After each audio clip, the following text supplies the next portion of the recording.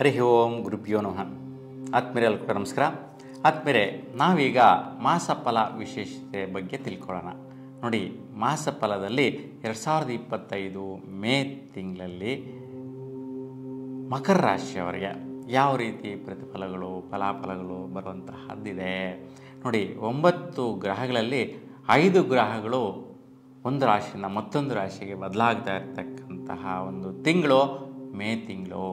ನೋಡಿ, ಈ ತಿಂಗಳಲ್ಲಿ ಮಕರ ರಾಶಿಯವರಿಗೆ ಯಾವ ರೀತಿ ವಿಶೇಷತೆಗಳನ್ನ ನೋಡ್ಬೋದು ಅಂತ ನೋಡಿದ್ರೆ, ಅದರಲ್ಲೂ ಸಹ ಬುಧಗ್ರಹ 3 ಮನೆಗಳನ್ನ ಚೇಂಜ್ ಮಾಡ್ತಾನೆ. ಯಾವ ದಿನಾಂಕಕ್ಕೆ ಬದಲಾವಣೆ ಆಗ್ತಾ ಇದ್ದಾನೆ, ಇದರಿಂದ ಏನು ಫಲ ಪಡಿಬೋದು ಅಂತ ನೋಡಿದ್ರೆ, ನೋಡಿ, ಬಹುಮುಖ್ಯವಾಗಿ ಪ್ರಾರಂಭದಲ್ಲೇ ಸೂರ್ಯನ ಪ್ರಭಾವ ತುಂಬಾ ಉತ್ತಮ ಫಲವಾಗಿದೆ.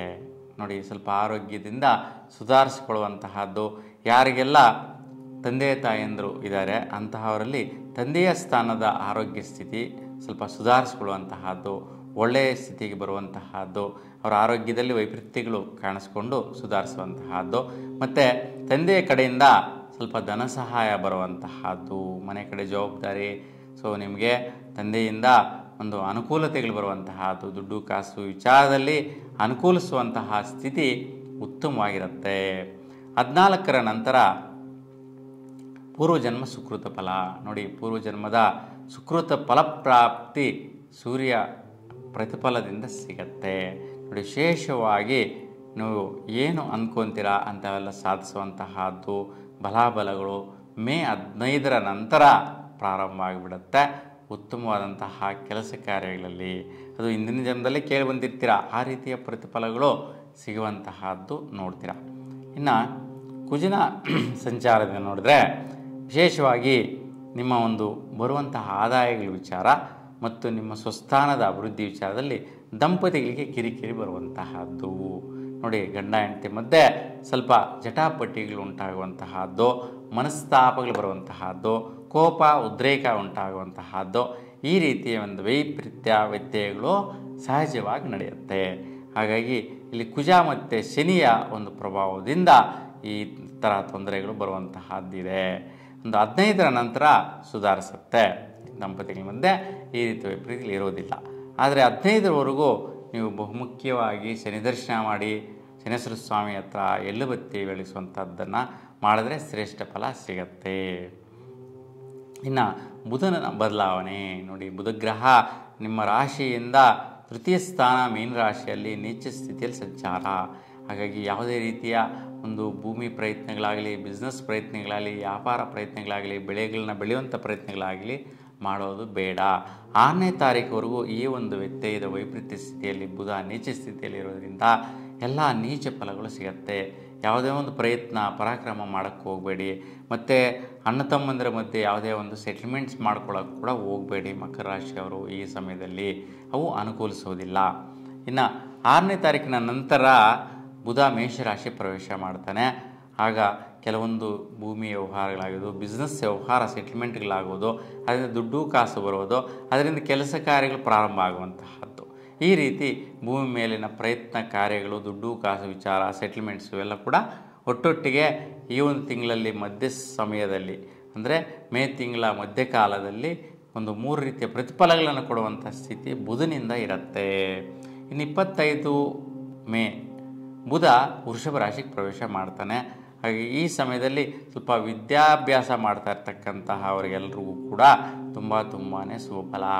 ಯಾಕೆಂತಂದರೆ ಈ ಸಮಯದಲ್ಲಿ ಸೂರ್ಯನ ಯತಿ ಆಗುವಂತಹದ್ದು ಶುಭ ಫಲ ಇದೆ ಇಲ್ಲಿ. ಹಾಗಾಗಿ ಸೂರ್ಯ ಮತ್ತು ಬುಧ ವೃಷಭ ರಾಶಿಯಲ್ಲಿ ಯತಿ ಆಗೋದ್ರಿಂದ ತುಂಬ ಶ್ರೇಷ್ಠವಾದಂತಹ ಅನುಕೂಲತೆಗಳು ವಿದ್ಯಾರ್ಥಿಗಳಿಗೆ ಲಭಿಸುತ್ತೆ. ಅಂದರೆ ಒಳ್ಳೆಯ ಶಾಲಾ ಕಾಲೇಜುಗಳಿಗೆ ಜಾಯ್ನ್ ಆಗುವಂತಹದ್ದು, ಒಳ್ಳೆಯ ಒಂದು ಮೆರಿಟಲ್ಲಿ ಒಂದು ಅವಕಾಶಗಳು, CET ನೀಟಲ್ಲೆಲ್ಲ ಒಂದು ಒಳ್ಳೆ ಮೆರಿಟ್ ಬಂದು ಒಳ್ಳೆ ಕಾಲೇಜುಗಳಿಗೆ ಫ್ರೀ ಸೀಟ್ ಸಿಗುವಂಥ ಅವಕಾಶಗಳು ಇವೆಲ್ಲ ಕೂಡ ಮಕರ ರಾಶಿಯಲ್ಲಿರ್ತಕ್ಕಂಥವ್ರಿಗೆ ಈ ಸಮಯದಲ್ಲಿ ಸಿಗುತ್ತೆ. ಇನ್ನು ಗುರು ಬದಲಾವಣೆ. ನೋಡಿ, ಗುರು ಬಂದು ವೃಷಭ ರಾಶಿಯಲ್ಲಿ ಸಂಚಾರ ಮಾಡ್ತಾ ಇದ್ದಾನೆ. ವೃಷಭ ರಾಶಿಯಲ್ಲಿ 14ರವರೆಗೂ ಸಂಚಾರ ಮಾಡ್ತಾ ಇರೋದ್ರಿಂದ ಒಳ್ಳೆಯ ರೀತಿಯ ಫಲ, ಅಂದರೆ ನಿಮಗೆ ಮಕರ ರಾಶಿಯವರಿಗೆ ಗುರುಬಲ ಇರ್ತಕ್ಕಂತಹದ್ದು ಪರಿಪೂರ್ಣವಾಗಿ ಇದ್ದಿರುತ್ತೆ. 1 ವರ್ಷಗಳಿಂದ ನೀವು ಈ ಒಂದು ಫಲನ ನೀವು ಪಡೆದಿದ್ದೀರಾ.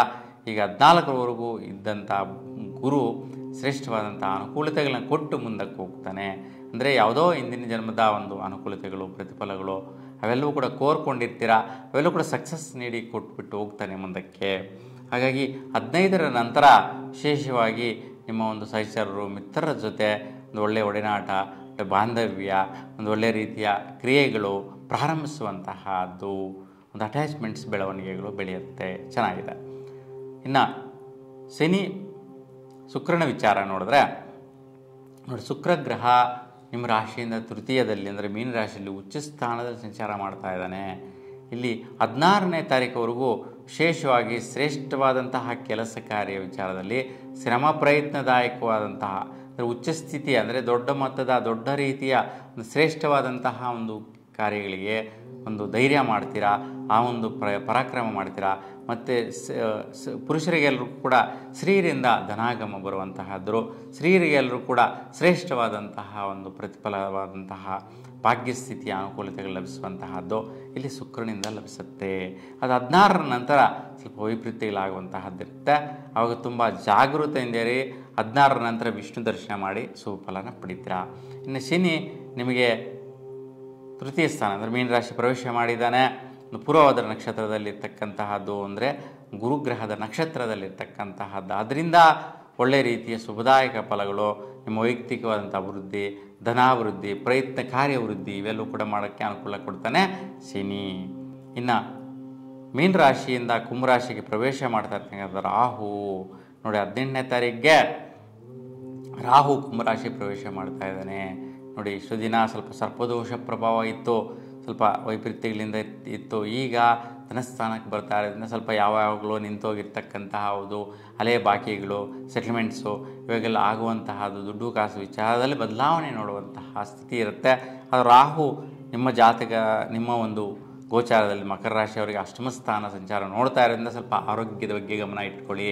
ಅಂದರೆ ಆರೋಗ್ಯ ವಿಚಾರ ಸ್ವಲ್ಪ ದೃಷ್ಟಿಯಾಗಿಬಿಡುವಂತಹದ್ದು, ಮೈಯೆಲ್ಲ ಮೈಕೈ ನೋವುಗಳು ಬರುವಂತಹದ್ದು, ದೇಹ ಆಲಸ್ಯವಾಗಿರ್ತಕ್ಕಂತಹದ್ದು, ಅಂದರೆ ಮೂಳೆಗಳ ನೋವು ಮತ್ತು ನರಗಳ ನೋವು ಉಂಟಾಗುವಂಥದ್ದು, ತಲೆ ಭಾರವಾಗಿರ್ತಕ್ಕಂಥದ್ದು ಇವೆಲ್ಲ ಆಗುವ ಸಾಧ್ಯತೆಗಳು ರಾಹುವಿನ ದೃಷ್ಟಿ ಮತ್ತು ಪ್ರಭಾವದಿಂದ ಇರುತ್ತೆ.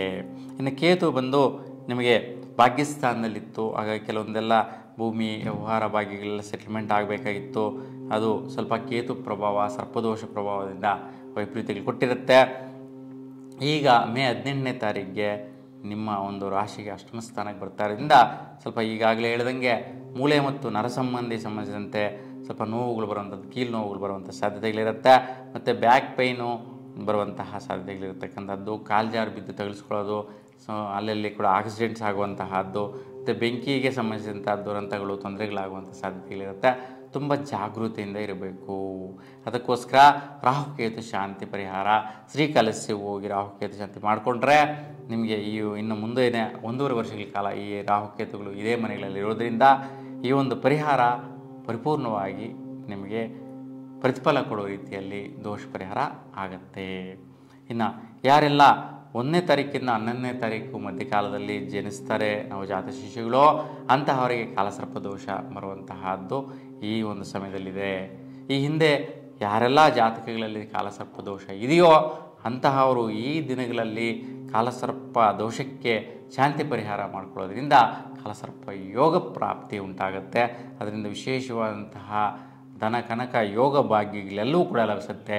ಅಧಿಕಾರ ಐಶ್ವರ್ಯ ಯೋಗ ಬಲಗಳೆಲ್ಲವೂ ಕೂಡ ಲಭಿಸುತ್ತೆ. ನೋಡಿ, ಸರ್ಪದೋಷ ಅನ್ನುವಂತಹ ಪರಿಹಾರ ಆದರೆ ಸರ್ಪ ಯೋಗ ಬರುತ್ತೆ. ಅಂದರೆ ಅಲ್ಲಿಗೆ ಸಮಾಪ್ತ ಆದಮೇಲೆ ಬಲ ಬರೋಕ್ಕೆ ಸ್ಟಾರ್ಟ್ ಆಗುತ್ತೆ. 1 to ಡಬಲ್ ರಿಸಲ್ಟ್ ಧಮಾಕ ಇರುತ್ತೆ. ತುಂಬ ಚೆನ್ನಾಗಿರುತ್ತೆ. ಈ ಸಮಯದಲ್ಲಿ ಪರಿಹಾರಗಳೆಲ್ಲ ಮಾಡ್ಕೊಳ್ಳೋರು ಮಾಡ್ಕೋಬೋದು. ಒಟ್ಟಾರೆಯಾಗಿ ನಿಮ್ಮೆಲ್ರಿಗೂ ಕೂಡ ನಿಮ್ಮ ಇಷ್ಟದೇವರ ಅನುಗ್ರಹ ಸದಾಕಾಲ ನಿಮ್ಮ ಮೇಲೆ ಇರಲಿ ಅಂತ ಭಗವಂತನಲ್ಲಿ ಪ್ರಾರ್ಥಿಸ್ತಾ ಎಲ್ರಿಗೂ ಕೂಡ ಶುಭವಾಗಲಿ. ನಮಸ್ಕಾರ.